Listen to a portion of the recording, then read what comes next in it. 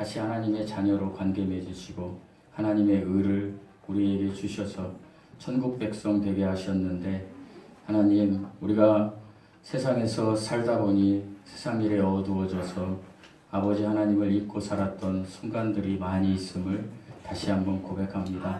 하나님, 하나님으로 자족하며 하나님을 신뢰하며 우리 인생 속에서 늘 하나님과 같이 동행하며 성령 충만의 길을 걸어가는 저희들 되게 하여 주시옵소서.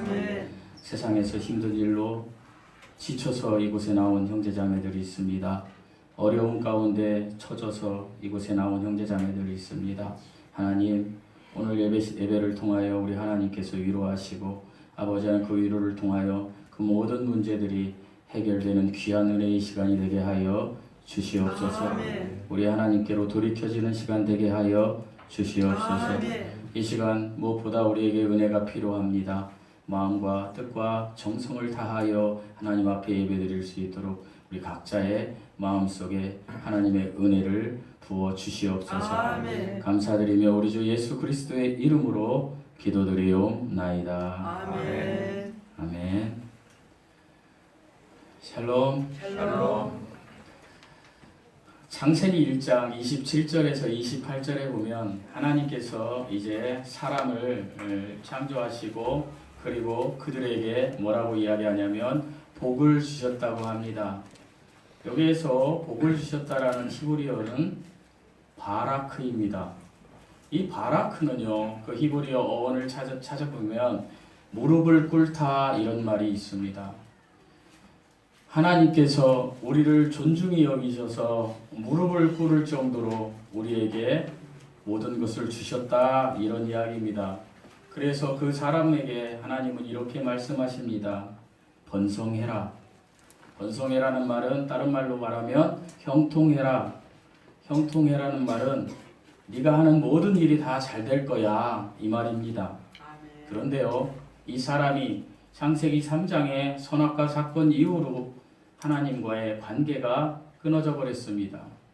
창조주이신 우리 하나님과 관계가 단절되었기 때문에 이제 그들은 세상에 유리하면서 사는 존재들이 되었습니다.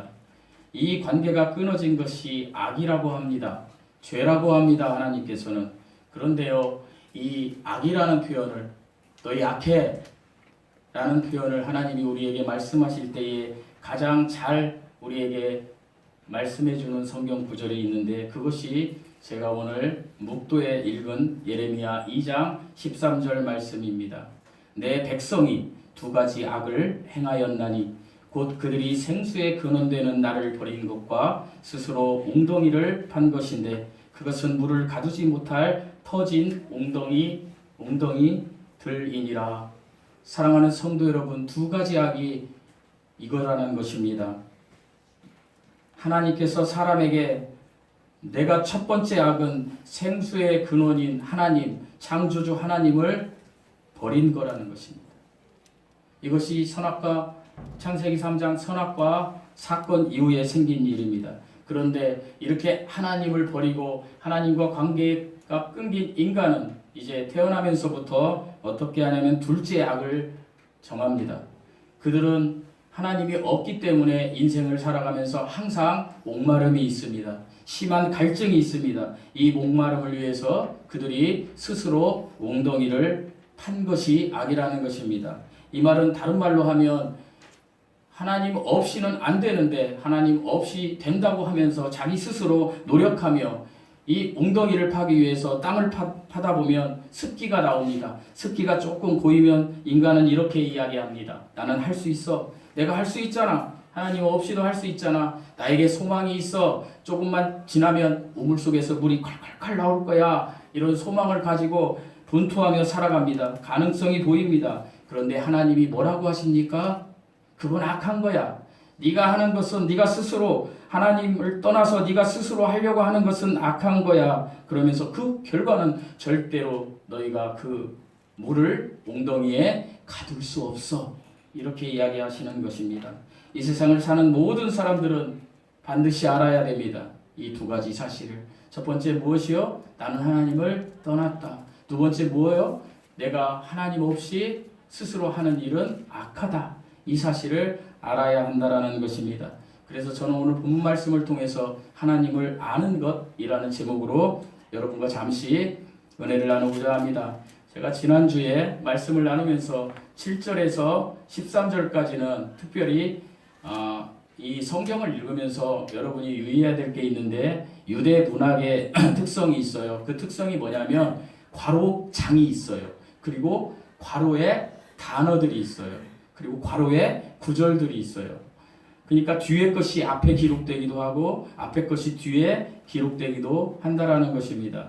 그래서 특별히 지난주에 8절에서 10절 말씀은 괄호절이라고 말씀드렸습니다. 그래서 7절에서 13절을 읽을 때 7절을 읽고 11절로 읽으시면 맞아요. 그런데 그 괄호절 말씀 지난주에 나눴던 것을 잠시 복습해 드리자면 8절에서 10절 말씀은 생수의 근원을 떠났던 아무런 희망이 없고 소망이 없는 사람들에게 하나님이신 우리 주 예수 그리스도께서 구원이라는 선물을 주시기 위해서 이 땅에 육신으로 오셨고 급기야 우리를 사로잡아서 우리 스스로 우물을 파게 만든 사탄의 그 권세, 그 손에서 구원하시고 하늘로 올라가셨다라는 말씀을 나누면서 우리를 자녀 삼아주신 하나님께 우리는 감사하며 감격하는 삶을 살아야 한다라고 제가 말씀드렸습니다. 오늘은요, 그래서 이제 7절 말씀을 보면 이렇게 기록되어 있습니다. 7절 말씀 한번 읽어보시겠습니다. 7절 시작. 우리 각 사람에게 그리스도의 선물을 위함으로 은혜를 주셨나니. 우리 각 사람에게, 여기서 각 사람은 구원받은 사람들입니다. 여러분 예배소서 1장부터 3장까지는 구원의 교리에 대해서 이야기했고요. 이제 4장부터 6장까지는 구원받은 후의 삶에 대해서 이야기하는 거예요. 그러니까 우리 각 사람에게 이렇게 이야기할 때는 구원받은 사람들에게 각각 저와 여러분에게 그리스도의 선물의 분량대로, 선물의 그 분량대로 은혜를 주셨대요. 그리고 11절에 계속해서 이렇게 나옵니다. 우리 11절 말씀 읽어보시겠습니다. 11절입니다. 시작. 그가 어떤 사람은 사도로, 어떤 사람은 선지자로, 어떤 사람은 봉사하는 자로, 어떤 사람은 목사와 교사로 삼으셨으니.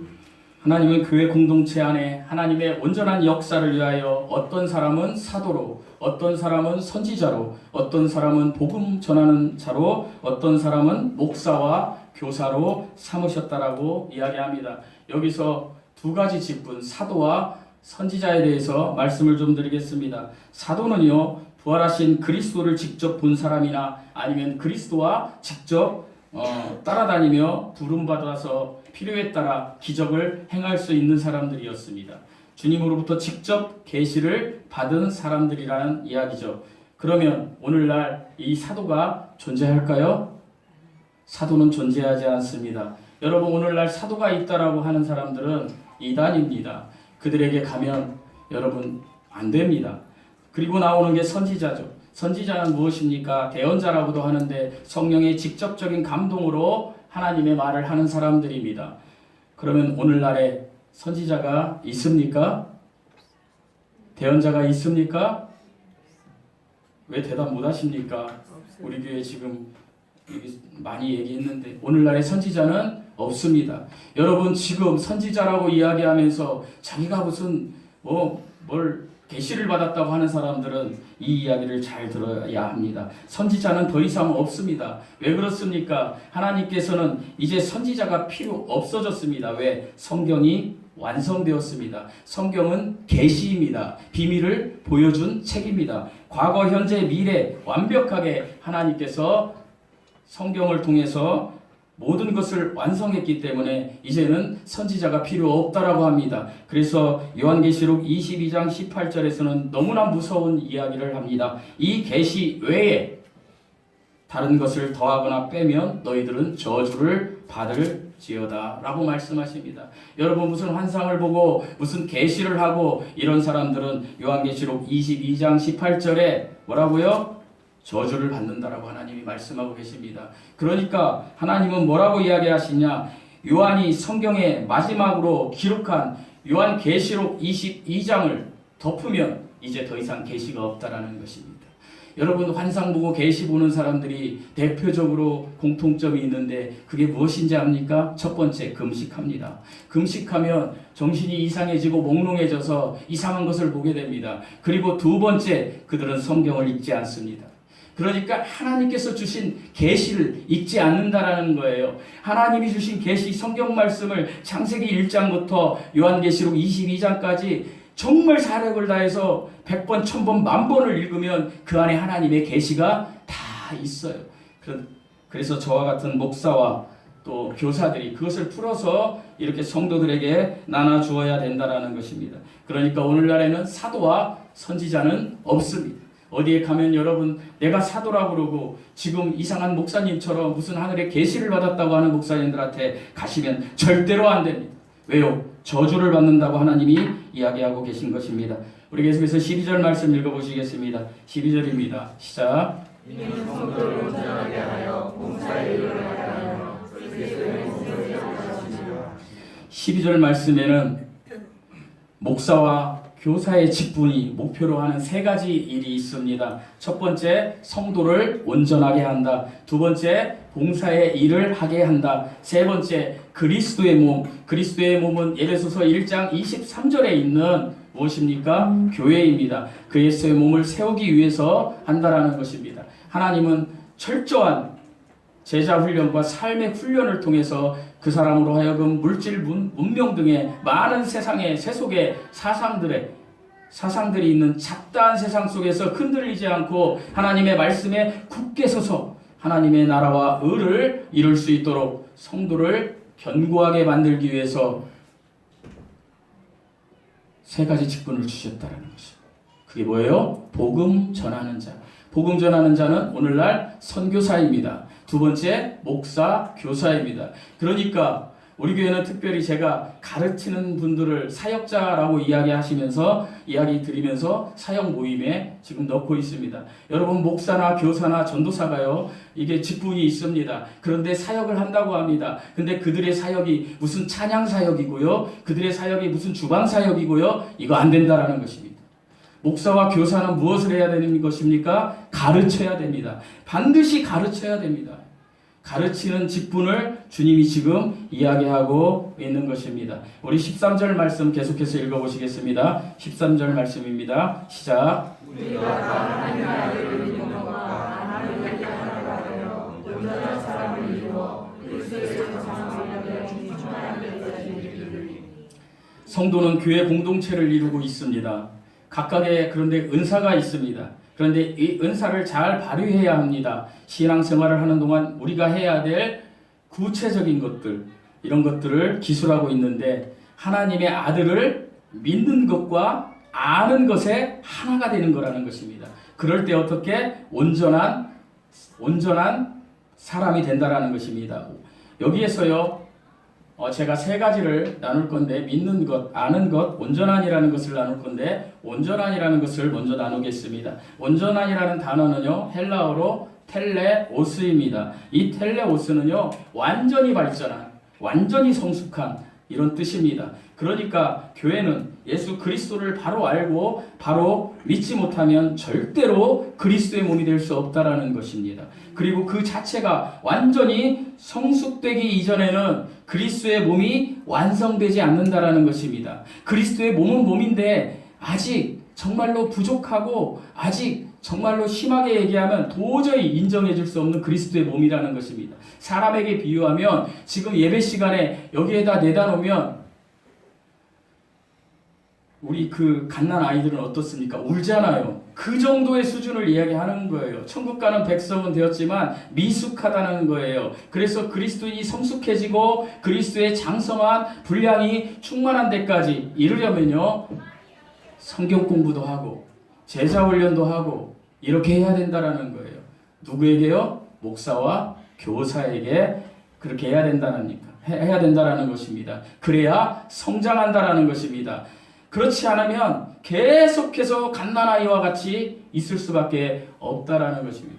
제가 우리 교회는 가급적이면 강해를 하면서 성경 말씀에 있는 내용들을 여러분에게 알려주려고 노력하지만 이 설교로 부족하다라는 것입니다. 그래서 여러분이 성숙해지려면 온전하게 성숙해지려면 반드시 성경 공부를 하셔야 됩니다. 제자 훈련을 하셔야 됩니다. 우리 교회에 있는 프로그램에 들어와서 공부를 하셔야 성장할 수 있다라는 것입니다. 그렇지 않으면 어떻게 되는지 아십니까? 머리만 커집니다. 머리만 커져서 세상 것이 90%, 하나님의 것은 10% 있기 때문에 교만함으로 살아가는, 정말로 20년, 30년, 40년 신앙생활하다가 구원도 모른 채 지옥 가는 사람이 될 수 있다라는 이야기입니다. 사랑하는 성도 여러분, 우리는 각자가 다 다른 교회 공동체 안에서 지체입니다. 누구는요 팔이고, 누구는요 팔 중에 손가락이고, 누구는 다리이고, 누구는 발이고, 누구는 입이고, 코고, 귀입니다. 각각 다릅니다. 각각 다른데 그 각각 지체가 그 자리에서 온전히 성숙해져야 한다는 것입니다. 여러분, 코가 있는데 냄새를 못 맡고 숨을 못 쉬면 어떻게 되겠습니까? 큰일 나죠. 입이 있는데 음식을 못 먹어요. 그러면 어떻게 됩니까? 큰일 나죠. 여러분, 그러니까 각각 그 자리에서 어떤 자리에 있든지 상관없어요. 내가 어떤 일을 하든지, 내가 성도된 내가 정말로 청소를 하든지 아니면 뭐 신발 정리를 하든지 어떤 일을 해도 상관이 없는데 거기에서 온전히 성숙해져야 교회 공동체가 장성한 분량까지 이르를 수 있다라는 것입니다. 우리 교회 공동체를 보면 우리 각자의 자리에서 전부 다 우리가 완성되기까지 부족하면 하나님의 나라가 완성이 안 되는 것입니다. 사랑하는 성도 여러분, 요즘도요 교회 공동체라고 교회라고 많이 있지만 교회가 너무나 심약해져 있어요. 왜 심약해져 있는지 아십니까? 교회가 거룩하지 않기 때문입니다. 하나님께서 우리를 만드셨을 때는요, 아담을 만드셨을 때 처음에 어떻게 된지 아십니까? 정결하고 거룩했어요. 깨끗했어요. 그러니까 하나님을 보았어요. 마태복음 5장에 보면 마음이 청결한 자는 하나님을 본다고 했어요. 그런데 우리가 마음이 청결하지를 못해요. 왜요? 우리 안에 선악과 사건 이후에 이제 하나님과 단절되어서 관계가 우리가 어떻게 됩니까? 세상 것만 보는 거예요. 그러니까 세상의 때가 이렇게 들어오면 어떻게 됩니까? 부정해집니다. 저와 여러분은 부정해진 사람들이었어요. 다 우리가 이렇게 있지만 부정해진 사람들이었어요. 그런데 하나님께서 어떻게 우리를 교회라고 불러주시고 그리고 교회 공동체의 한 일원으로 불러주셔서 어떻게 합니까? 우리를 거룩하게 만드셨어요. 거룩하게 만드셨는데 요즘 왜 교회가 힘이 없습니까? 거룩을 잃어버렸기 때문이에요. 세속으로 나가버렸기 때문이에요. 여러분, 교회가요 세상에 나가서 정치 이야기를 하고 무슨 민주당, 국민의힘 이런 거 하면 절대로 안 돼요. 그의 마음속에 있는 사상은 누구도 건드릴 수 없지만 적어도 교회가 거기에 나가서 정치를 이야기하면 안 되는 거예요, 여러분. 타락해지는 거예요. 왜요? 우리는 사단의 이 세상 체계에 들어가다 보면 우리는 다시 부정해질 수밖에 없는 거예요. 교회는 무엇만 해야 되냐? 거룩해져야 되는 거예요. 거룩해진다라는 말은 무슨 말인지 아십니까? 구별되어야 된다라는 거예요. 어떻게? 세상과 구별되어야 된다는 거예요. 그런데 우리가 세상과 구별될 수 있습니까? 구별될 수가 없어요. 왜요? 우리는 늘 살면서 세상과 접촉해요. 나가서 세상 사람들과 접촉하고 이렇게 살다 보니까 우리는 절대로 거룩해질 수가 없습니다. 그런데 하나님은 거룩해지래요. 하나님, 저는 거룩해질 수 없어요. 야, 거룩해져야 돼. 하나님, 저는 거룩해질 수 없어요. 아니야, 거룩해져야 돼. 왜 그렇습니까? 거룩해질 수 있는 방법이 있다라는 것입니다. 그것이요, 레위기에 말씀하는 제사입니다. 내가 거룩하니 너희 거룩해져야 돼. 이렇게 해야 되는데 너 못하니? 그러면 제사를 드려라. 제사는 무슨 제사요? 여러분, 번제, 소제, 속죄제, 속건제, 화목제를 드려라. 특별히 에베소서 1장부터 3장까지를 정말로 내가 예수 그리스도를 믿었다면 여러분은 속죄제를 다 드리신 거예요. 그런데 내가 정말로 하나님 앞에 구별된 자로, 세상에 구별된 자로 살아가야 한다라는 그 거룩을 지키려면 하나님께서 얘기한 제사를 드려야 돼요. 어떻게 드려야 돼요? 소를 데려와서 소를 죽여야 돼요. 흠없는 숫소를. 여러분, 소를 죽일 때 요즘은 전기 충전기로 이렇게 딱 누르면 소가 고통 없이 죽는다고 합니다. 그런데 이 고대 시대에는 소를 어떻게 잡은지 아세요? 소를 끌고 와요. 소를 끌고 오면 제사장 앞으로 끌고 옵니다. 그러면 소를 끌고 온 사람이 있을까요? 있을 거 아니에요. 제물을 바치려고 하는 사람. 그 제물을 바치려고 하는 사람 앞에 제사장이 소의 미간 사이를 딱 가운데 숨골을 X표로 이렇게 표시한다고 합니다. 그러면 그 X표 표시된 데 그 사람에게 이제 뾰족한 송곳 같은 칼을 줍니다. 그러면 정확히 거기를 딱 찌르면 어떻게 됩니까? 소가 그냥 편하게 죽습니다. 그런데 그렇지 않습니다. 소나 양이나 염소는요, 한 가지 특성이 있대요. 여러분, 제가 우리 집에 있는 강아지를 보면요, 강아지를 이렇게 들고 있으면요, 강아지가 눈을 못 맞춥니다. 강아지 눈 돌립니다. 내가 뭐라고 하지도 않는데. 모든 동물은요, 사람과 눈을 못 맞춥니다. 이 맹수들도요, 그 호랑이가 오면, 호랑이에 잡혀가도 정신 차리면 산다고 하는 이유가 뭔지 아십니까? 호랑이가 오면 같이 눈싸움을 하는 거예요, 이렇게. 그럼 호랑이가 도망간다고 합니다. 동물은요, 하나님께서 사람보다 더 약하게 만드신 거예요. 그러니까 눈싸움에서 이기면 돼요, 여러분. 호랑이 만나면 그렇게 해보세요.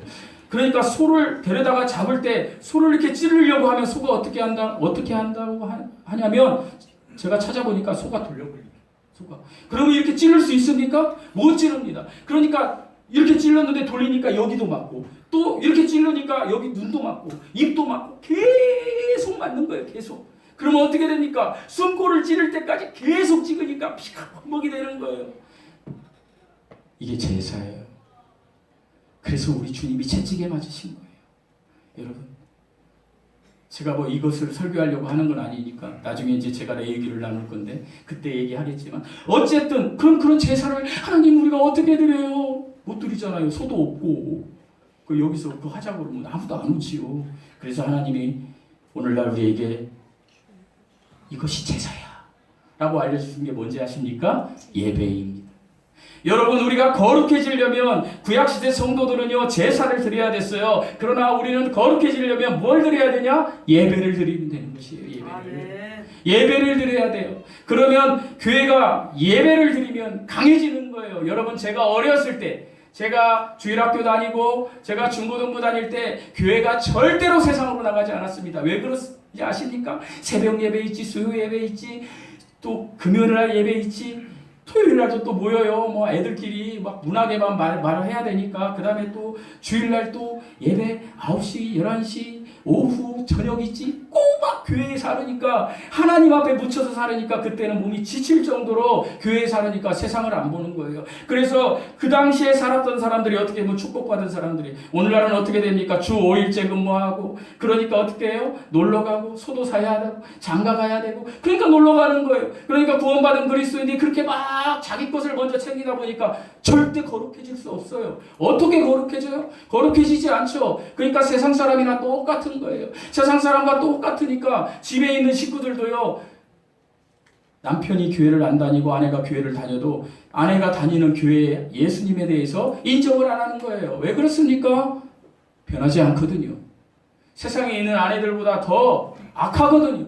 세상에 있는 남편들보다 더 악하거든요. 적어도 예수 그리스도를 믿었다라면 변화되어야 되는데 변화되지 않는 거예요. 왜요? 예배가 실종되었기 때문이에요. 여러분, 그래서 예배는 많이 드릴수록 좋아요. 예배를 못 드릴 처지에 있으면 여러분 삶을 예배로 드려야 되는 거예요. 여러분을 산 제물로 드려서 하나님 앞에 예배 드려야 돼요. 어디를 가든지 찬양하고 어디를 가든지 하나님을 의식하고 어디를 가든지 하나님의 그 주신 모든 나에게 주신 은혜에 감사해야 된다는 거예요. 그래서 제가 올해 여러분에게 계속 얘기하는 게 무엇입니까? 하나님 감사합니다.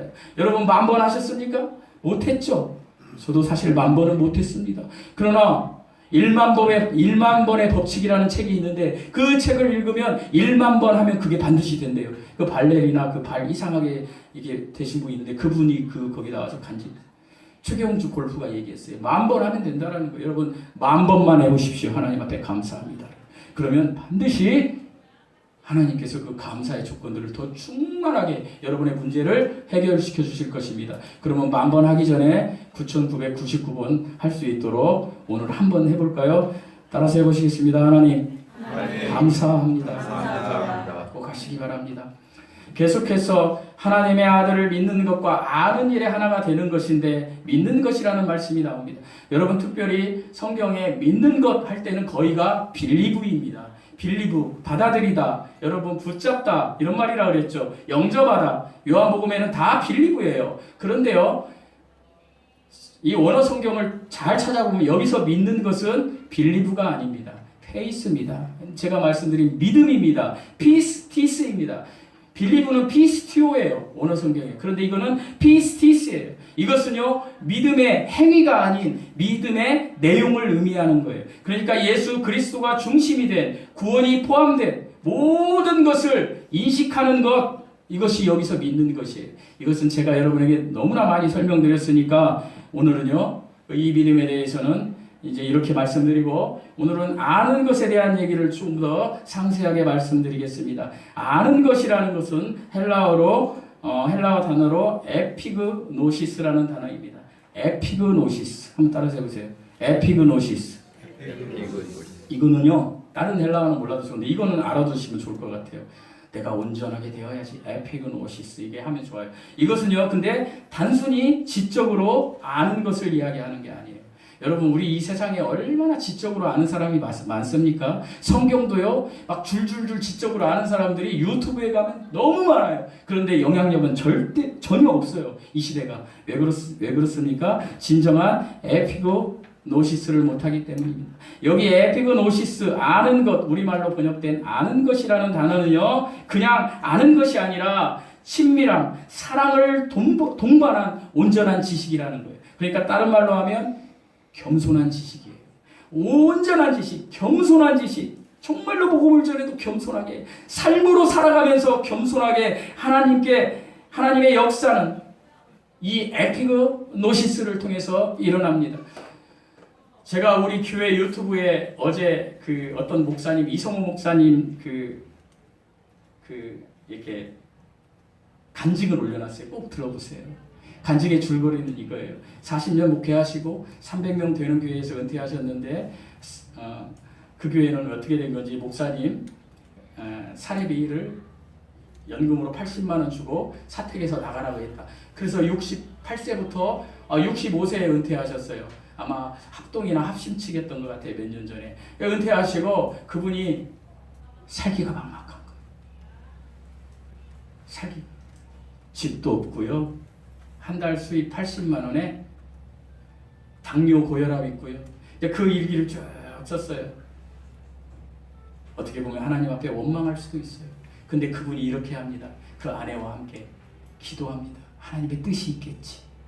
이제 쭉 줄기가 나오는데, 여러분, 진정한 에피그노시스는요, 우리 주위에 있는, 그게 목사든 형제든 자매든 사랑하는 사람들, 구원받은 그리스도인들을 사랑하며 친밀함을 동반한 겸손으로 그 사람들을 섬기는 것, 이것이 에피그노시스입니다. 골로새서 1장 9절에서 10절을 보면요, 이런 말씀이 있습니다. 너희로 하여금 모든 신령한 지혜와 총명의 하나님의 뜻을 아는 것으로 채우시고 주께 합당하게 행하여 범사에 기쁘시게 하고 죄송합니다. 모든 선한 일에 열매를 맺게 하시며, 이런 말씀이 있습니다. 하나님은요, 우리가 하나님을 아는 것에 자라남과 동시에 모든 선한 일에 열매 맺기를 원하신다라는 것. 하나님을 안다. 그러면 선한 일에 열매 맺는 그런 삶을 살아가야 된다. 이런 이야기입니다. 사랑하는 성도 여러분, 호세아서 6장 3절 말씀에 보면 우리가 여호와를 알자라고 하십니다. 죄송합니다.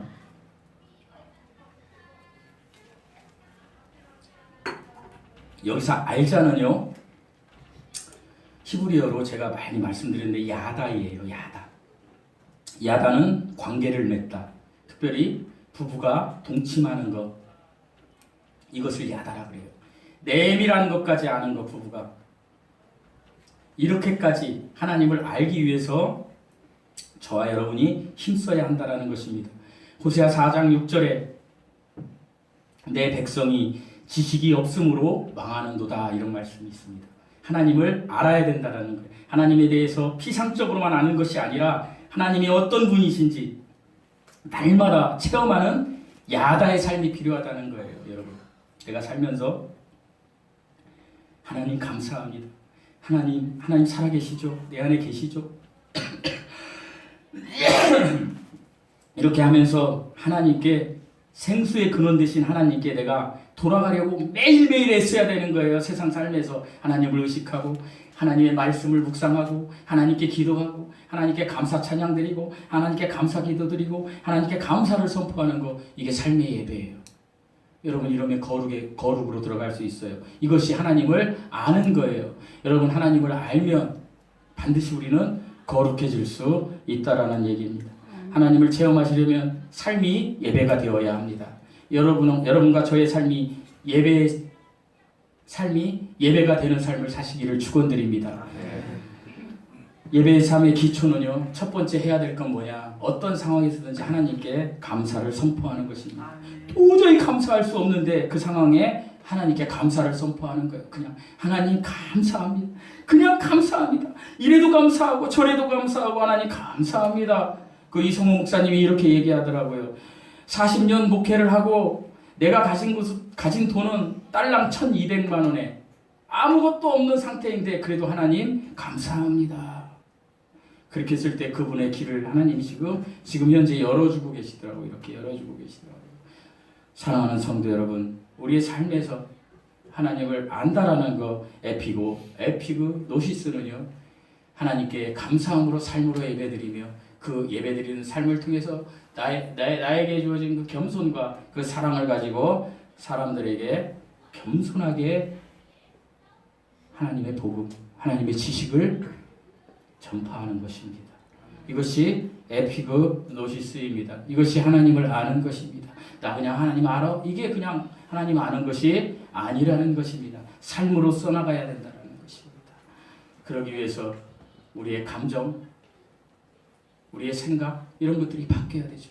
여러분, 생각이 뭐라고 말씀드렸어요? 제가 의식이 있는 존재가, 특별히 사람이 뇌에 의식이 있는 존재가 어떻게 해요? 어떤 정보를 받아서 그것을 반응하는 거라고 했어요.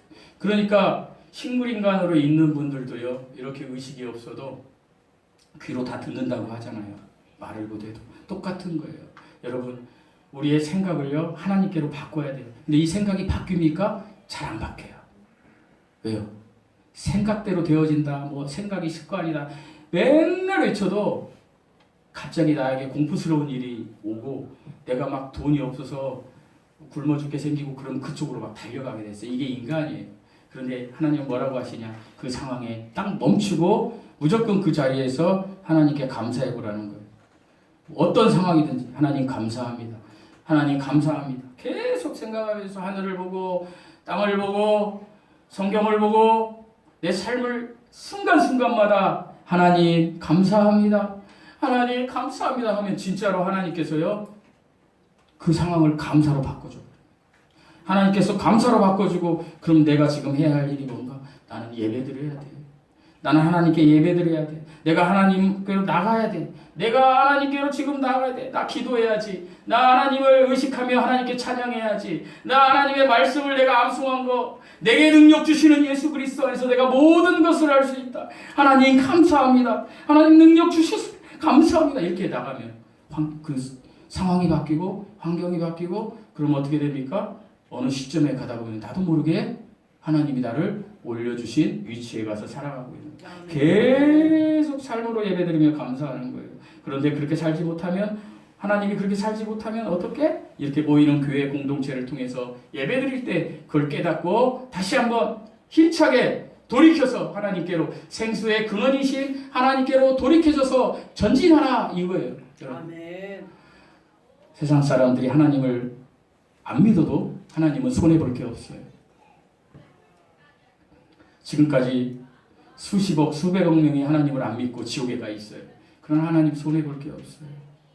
그러나 그 사람은 엄청난 손해가 아니라 이것은 말로 표현할 수 없는 경험을 하게 되는 것입니다. 우리는 지금 호흡이 있어요. 여러분, 지금 이 시간에 걱정거리들, 염려들, 근심들 가지고 있는 분들 계실 수도 있어요. 그리고 내가 아닌 다른 사람들로 인해서 내가 예배드리는데 너무 힘든 고통 속에 있는 분들이 계실 수도 있어요. 그럼에도 불구하고 하나님 감사합니다를 외쳐보세요. 그냥 무조건 외쳐보세요. 저와 여러분이 그거 한번 해보셨으면 좋겠어요.